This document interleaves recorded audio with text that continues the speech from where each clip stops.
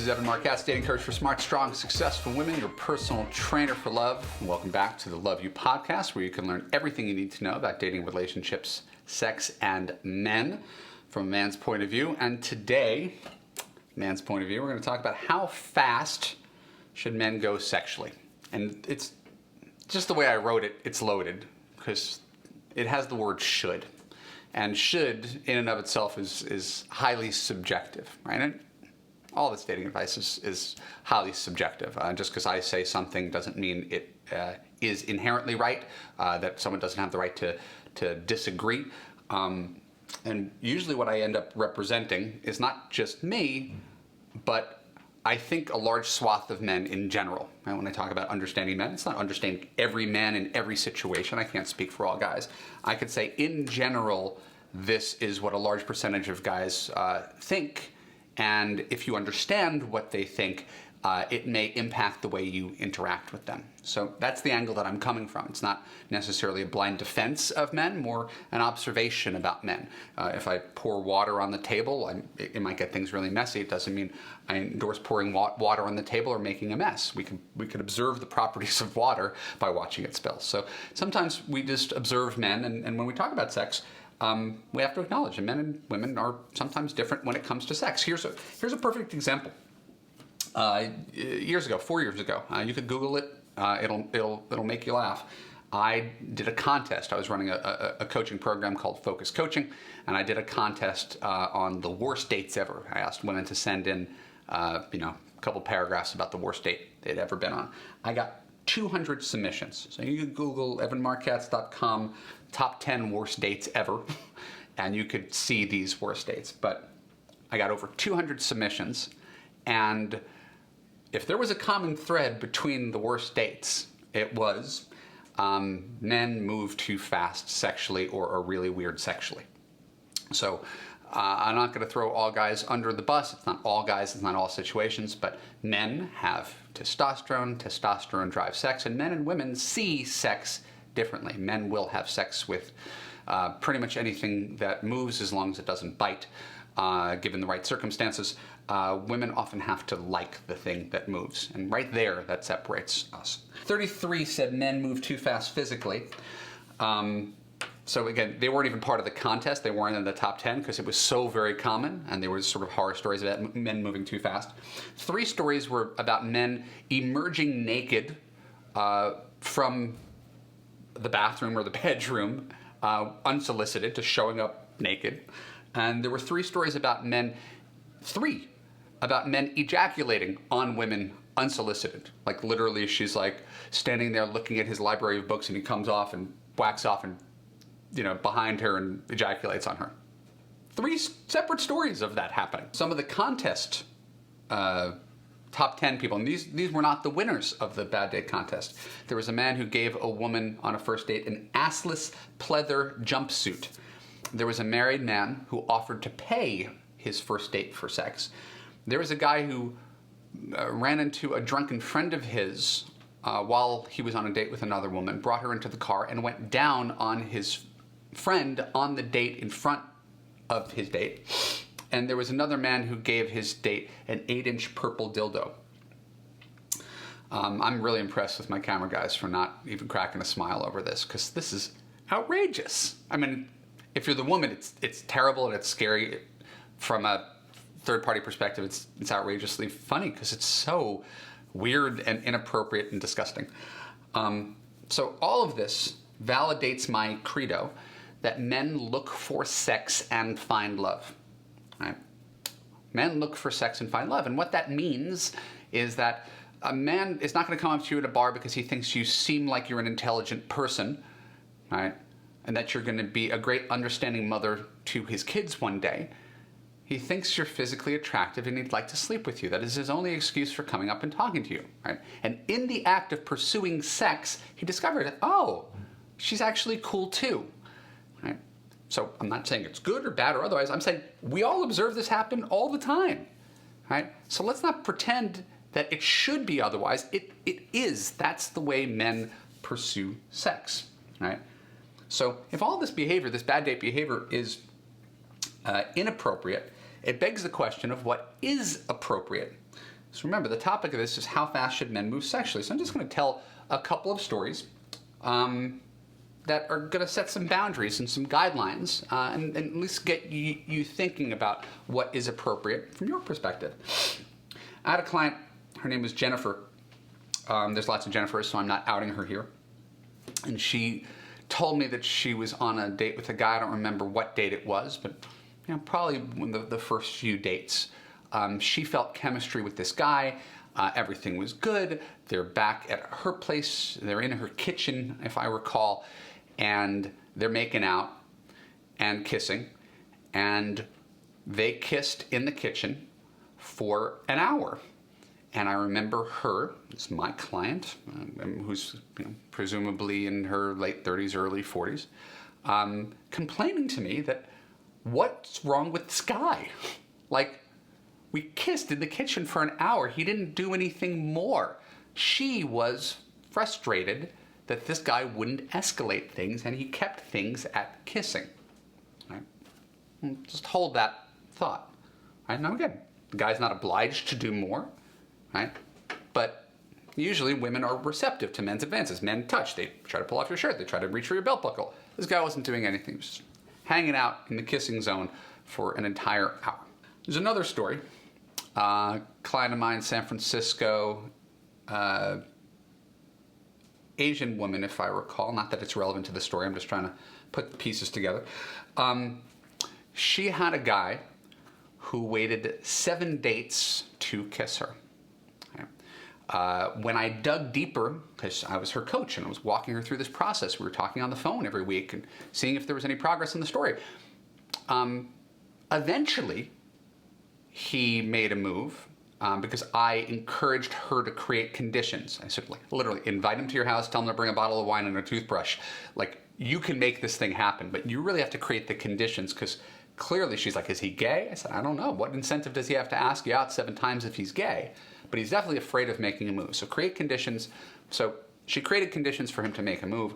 When the story came out, turns out that this guy on the first or second date was walking with her after dinner, went to put his arm around her, and because she was liked to move slower or was unsure about how she felt about him, she took his arm off of her. And right there, it got cemented. Don't make a move on this one. Right? So she didn't know it. She didn't know that she sent him a signal that she wasn't interested, but that's what he internalized. So she kept going out with him thinking, I'm going out with you, you can make a move. He's like, I tried to put my arm around you and you shot me down. Why would I make a move? You could see the stalemate that they had.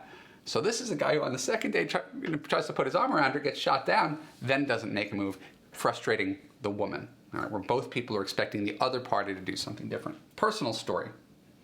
And I've got a lot of great sex stories, not necessarily about sex, but usually things going wrong. There's someone I dated 15 years ago, briefly. It was 4 dates, and she was cool. I liked her, but I recall that every date ended with kissing, very much like the first story I mentioned. It was the hour of kissing in the kitchen. Every date ended with kissing, which is fine, except that's all that happened. And whenever I tried to go further on, and I know, if I know me, I tried on date 1, and I tried on date 2, and I tried on date 3, and I tried on date 4. we just got stuck in the kissing zone, which again, there's not a right or a wrong in this situation. All I could say, not to make myself look good, is that there was no date 5. She was entitled to have her boundaries, and I was entitled to say, hey, we can move faster than kids move in 9th grade. That was my perspective on that. And I think it's a lot of guys' perspective on it is, we're going to try. You are entitled to set your boundaries, but again, relationships are a Venn diagram.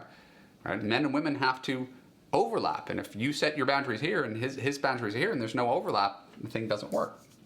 So I just told you a bunch of stories that kind of all mesh together and contradict each other. So we see women get annoyed when a guy moves too slow. Women get annoyed when a guy moves too fast. So what's a guy to do? I'm posing the question. I have an answer, but I'm posing the question to you because guys are really confused about the right way to do things since you can't seem to come to a consensus about the right way to do things. And that's what we're going to talk about after the break. And I will tell you definitively exactly what guys should do, right, and what women should let men do sexually, pacing-wise, during the early phases of courtship. This is Evan Marc Katz. This is the Love You Podcast, and we will be right back.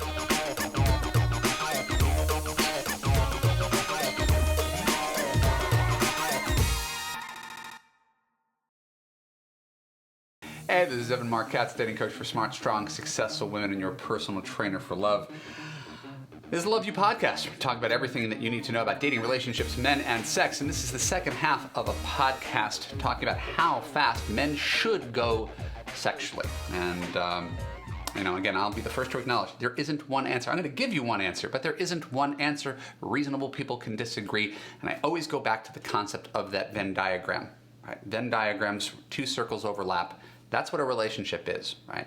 And there's men and there's women, or there's you and the guy that you're with at any given time. You have to find a point where you could agree and overlap and find a point of compromise where both people are happy, right? If both people cannot live with the compromise, it's not working. And the problem is people set their boundaries in places that don't work for a large majority of the population, right? Imagine the guy who insisted on getting laid on the first date. Insisted. If I don't get laid on the first date, I'm out. Is that reasonable? Well, he may think it's reasonable. Hey, that's the only way I know if I like a woman is if I sleep with her and, you gotta test drive the car first. And the guy leads with that. Bye. Right? But understand, I've worked with people all over the world, all different religions and ages, right? And I know there are some women who are holding out for marriage. You're entitled to that. Of course you're entitled to that, but it's an extreme. Percentage-wise, 97% of people have premarital sex. So you're holding out for 3% of the population. You're allowed to do it, but just know that most guys are not going to have a positive reaction. Right? I also know a lot of women who have set rules for themselves, and their reasons for the rules is often not even because they don't want to. It's because they almost don't trust themselves. They'll say things like, I don't kiss on the first date. And basically, they associate, well, kissing is, just like a slippery slope to sex. So if I kiss on the first date, I'm just going to have sex, and I don't want to have sex on the first date, so I just won't kiss. Or I don't want to send him the wrong signal, right? As if kissing is the equivalent of intercourse. All right, so I've worked with a lot of women who make up rules, like arbitrary rules about the number of dates that it takes before a guy is allowed to kiss them. Right? The problem is no guy on the planet has read the rule book that you created in your head. And so where does that leave you? Right? When men, we talk about men looking for sex, men like to kiss on the first date. We're driven by that lust and that attraction. That's why we're there. And in a way, for a lot of guys, it almost feels like their reward. Hey, I planned this great first date for you. We spent 4 hours together bonding. I picked up the check. Right? His reward is a kiss at the end of the night, in his mind. It's not saying it's fair or justified or that you owe it to him. Right? I'm just giving you a piece of his perspective. Right? So you can't make a guy wrong for doing something that's largely considered normal behavior. Men acting on their attraction, not overly aggressive, not like one step from rape, but a guy leaning in to kiss you on the first date, for example. So let's do a role reversal. It's hard for people to do role reversals, but I think it's really valuable. Imagine you went out with a guy in this hypothetical world where you were really attracted to him. You had an amazing time together. You talked all week. You were out until 2 a.m. You laughed. You touched. Everything was perfect. And then at the end of the night, you leaned in to kiss him, and he said, "I don't do that." He turned his cheek to you.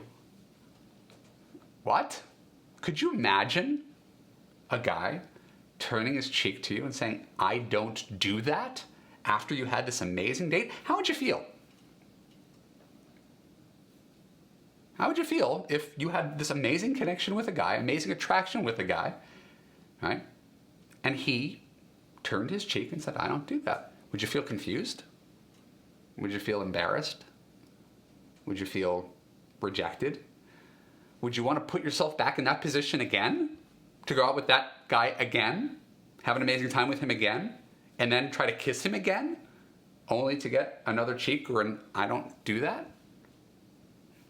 Most women have never contemplated that, in my experience. But that's exactly what happens when a guy takes you out and has a great time and is attracted to you and gets a cheek. Right? And that's why the best course of action is, of course, to reciprocate when a guy makes a first move. Right? Instead of to reject him and then explain, I'm sorry, I'm uncomfortable, or I don't do that, or I don't do that now, or right, the discussion about sex, the negotiation for sex. Right? If you want to see a guy again and he tries to kiss you, the best bet is to kiss him back. It's not a promise to have sex with him. It's not a promise to marry him. It's not a promise of anything. Right? It's letting him know, yes, you're attractive to me. Yes, you've done a good job. Right? Yes, I want to see you again. It's a validation of all the effort he put in for you. And if you say, I don't want to do that, I'm not obliged. No, you're not. But you're going to end up making the guy that supposedly you like feel really foolish and embarrassed and confused, which is not the emotion that you want to evoke at the end of a date. So when we talk about the sexual stuff and the proper pacing for sex, again, I know I'm just one guy and one opinion and one microphone, and I know the limits of my scope and my readership. But I think that this is very achievable, doable, fair, and I dare I say most effective to make women and men happy. I have a TED Talk that I did once upon a time. You could look it up, called No More Bad Dates. It's about my 222 rule for online dating. And I say in general, men want speed and women want comfort. In general. There's some women who want speed and they'll want to have sex on the first date. But in general, they want comfort. They want to know that this is a guy that they like, who respects them, who potentially sees a future and is not using her for sex. Comfort matters more to women, and speed matters more to men, in general. So I advocate, given this, going back to the high school rules. I talk about this in my Why He Disappeared book. How did people approach things in high school largely before they were having sex, or when sex was a big deal, right? They went around the bases. I don't have to outline the bases for you, first base, second base, third base, but we kind of all have a basic idea of how that operates. So I advocate going around the bases when you are dating, in those first 4 or 5 weeks before you're deciding whether you're boyfriend and girlfriend, right? And as long as you're moving forward, right? As long as stuff's progressing, you're not just kissing for 2 straight months, which is bound to frustrate most women and pretty much every guy. Right? As long as you're moving forward and there's some gratification and there's some incentive for him to say, hey, that was fun. I want to come back for more, instead of that was really, really frustrating. He's going to want to come back for more, which again matters. It's a piece of the puzzle. Right? It's not that your boundaries don't matter. It's that his wishes matter too. And it's so hard for people to understand that. Now, it's easy to say that the right guy will just do what you want, right? The right guy is never going to reach for your bra strap when you're not ready, but that's not reality. He's going to usually go as far as he can go, and he's going to let you guide him.